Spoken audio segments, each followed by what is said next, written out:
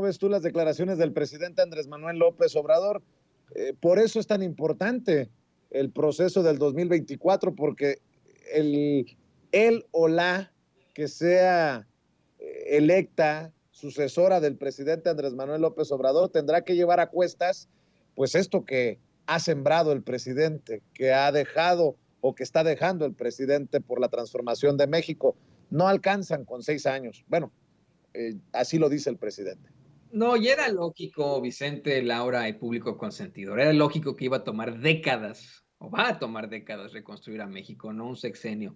Lo advertías tú, lo advertía yo, lo advertíamos con tu hermano Ricardo Serrano, desde que estábamos en nuestras oficinas ahí, donde tiene su bodega, la bodega El Gallito, que mandamos saludos allá en el sur de Chicago. O sea, ya llovió, ya fue hace un largo tiempo.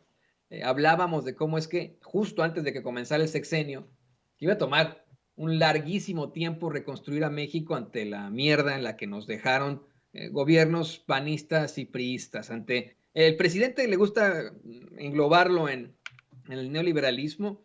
Yo creo que ya llevamos más décadas incluso de antes, por la corrupción, por la desigualdad generada, por políticos corruptos que detentaron la presidencia y que permitieron que existieran este tipo de gobernadores, de alcaldes, de autoridades. Vamos, a mí me parece que esta destrucción viene de hace mucho tiempo, ¿no? Era más que lógico. Y, por ejemplo, lo planteamos desde aquel entonces, Vicente. Después de la Segunda Guerra Mundial, a Alemania le tomó décadas reconstruirse, y lo digo con mucho respeto al pueblo alemán y al pueblo judío.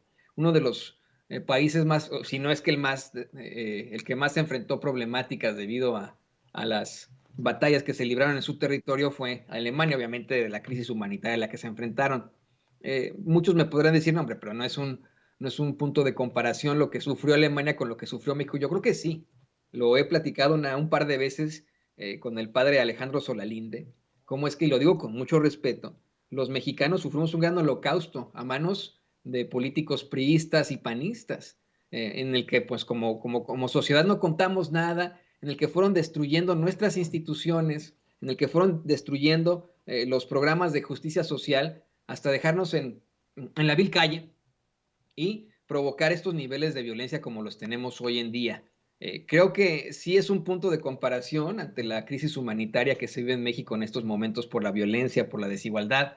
Y bueno, al menos ya en estos momentos podemos hablar de bases, lo que podría ser un cambio generacional, que eso es lo que vamos a tener que ver en algún momento. Es verdaderamente ridículo que le sigan atribuyendo al presidente López Obrador los rezagos de situaciones que se originaron, por ejemplo, en el sexenio de Felipe Calderón, ¿no? Pero hoy estamos viendo dos vertientes. El poder utilizar a las Fuerzas Armadas con un marco jurídico para poder, vamos, enfrentar al crimen organizado, enfrentar la violencia, enfrentar la inseguridad, hacerlo con una institución que sí es confiable, que en efecto se ha utilizado en otros momentos para reprimir al pueblo, pero sin marco legal. O sea, esa es una de las situaciones que son muy cuestionables del discurso desde la ultraderecha mexicana. Aseguran que el presidente López Obrador está militarizando el país, que con estas determinaciones en cualquier momento va a poder utilizar al ejército para reprimirnos. Bueno, pues si lo utilizaron con o sin Guardia Nacional, con o sin extensión de las tareas de las Fuerzas Armadas, eso no existía en aquel entonces. Lo utilizaron en el 68, lo utilizaron en el 72, lo utilizaron en la eliminación de Lucio Cabañas y de tantos movimientos sociales que existieron en el siglo XX.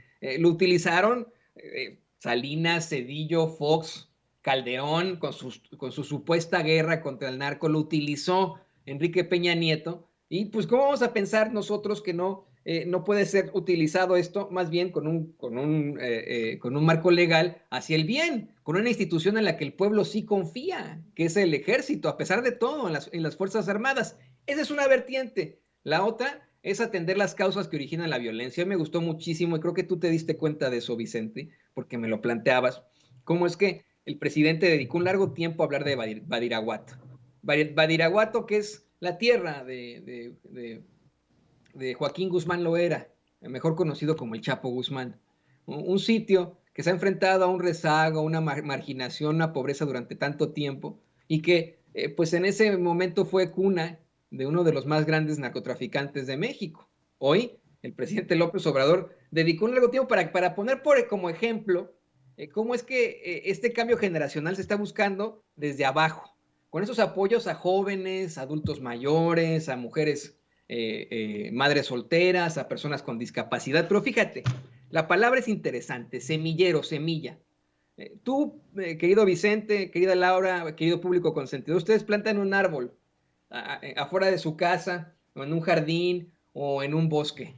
¿Ese árbol va a crecer como esperábamos, fuerte y frondoso en 6 años? Pues no, va a tomarnos años y años y años a que ese árbol crezca y dé frutos y nos dé sombra. Va a tomar muchísimos años. Es lo mismo con este semillero que se está generando, con estos apoyos a los jóvenes para arrancarlos antes del crimen organizado. Por supuesto que va a tomarnos muchos años y tal vez en un futuro vamos a poder decir, bueno, esto lo planteó en su momento Vicente Serrano, Laura Ceballos Alcázar, Antonio Ruiz y el público consentidor de Sin Censura. Ellos estuvieron siempre luchando porque esa transformación se diera de manera generacional y hoy es un hecho, a lo mejor será una situación completamente histórica. No sé qué opinen ustedes.